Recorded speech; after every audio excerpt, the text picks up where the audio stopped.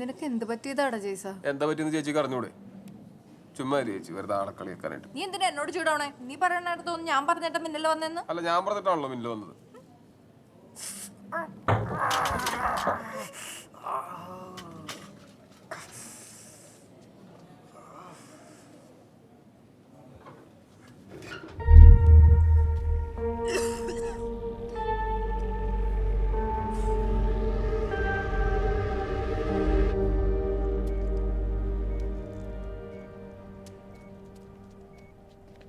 ഇയാളെ ഡോക്ടറോ ഒന്ന് മാറിയാട്ടെ.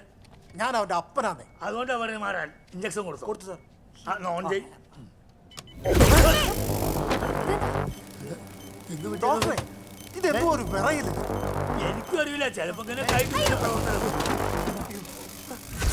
എന്നെ നല്ല ആശുപത്രി കൊണ്ടുപോകാം.